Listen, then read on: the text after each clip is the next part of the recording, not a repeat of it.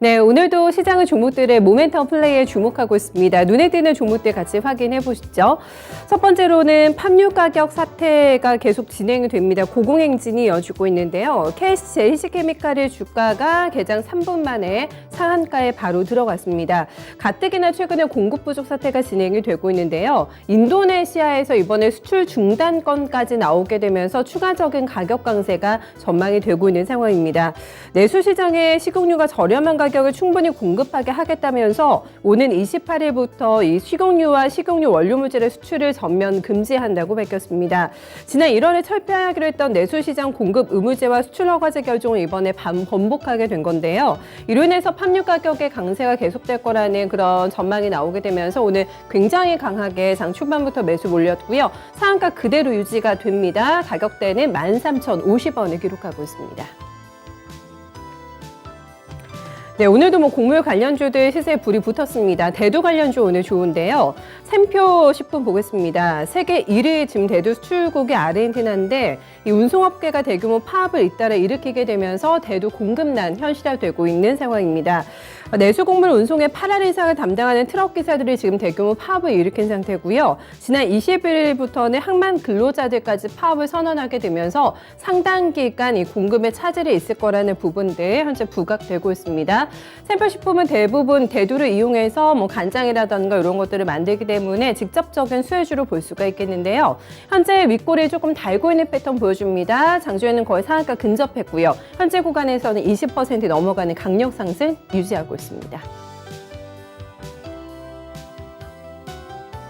네, 안올자 관련주들이 지난 금요일에 시간 외에서 급등세를 나타냈습니다. 오늘 정교장에서도 모멘텀 플레이가 그대로 재현이 되고 있는데요. 안올자가 3분기 말에 나스닥 상장을 추진한다라는 언론 보도가 나오게 되면서 여기에 따른 기대감을 받고 있습니다.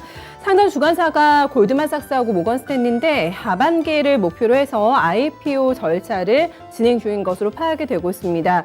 국내에서도 상장 시도를 하긴 했습니다만 결국에 행선지를 미국으로 틀게 되면서 지난 9월에 외국계 투자은행들로 재선정을 마친 바가 있는데요. SBI 인베스트먼트 같은 경우는 야놀자 쪽에 60억 원을 투자한 회사로 보실 수가 있겠습니다. 음모 패턴이 발생이 되긴 하는데 장중에 두 자릿수의 급등이 나왔고요. 현재 구간에도 7% 넘게 올라오면서 거래가 많이 동반되고 있는 상황이죠. 1,600원대 위치되고 있습니다. 네, 일동홀딩스가 일본 제약사 시오노기와 공동 개발하고 있는 코로나 치료제 임상 결과가 우수하다라는 발표가 나오게 되면서 이 부분에 주목을 받습니다. 치료 4일째 환자 상당수에게서 바이러스 수치가 감소가 됐다고 하고요. 심각한 부작용 호소하는 환자도 없었다는 부분을 이번에 유럽 의학회에서 발표를 했습니다. 시오노기는 승인을 위한 별도의 글로벌 임상 3상을 지금 진행하고 있는 상태고요. 올해 안에 규제기관에 승인 서류를 제출하기 위해서 임상 참가자 모집에 함께 집중하고 있다는 소식도 전했습니다. 일동홀딩스 보실까요? 주가는 53,600원 기록하고 있고 신고가 머지 않았습니다. 네, 59,000원대 위치하고 있는 종목인데요. 계속해서 모멘텀 플레이 가능할지 상승의 지속성 여부 확인해 보셔야겠습니다. 네, 대형주를 보겠습니다. SK바이오사이언스가 오늘 장중에 7% 가까운 상승이 나왔습니다.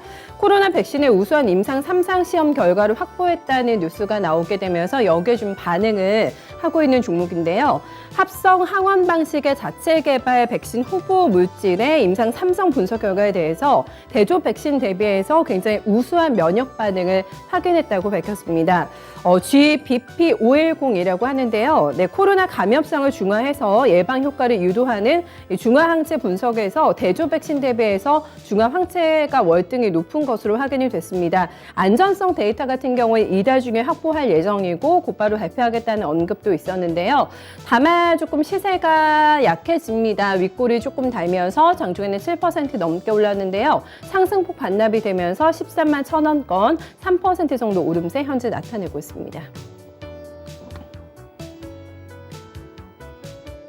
네, 현대미아가 개장 직후부터 약세를 보이고 있습니다. 2분기 실적에 대한 증권가의 암울한 전망이 나오게 되면서 이 부분에 영향을 받고 있는데요.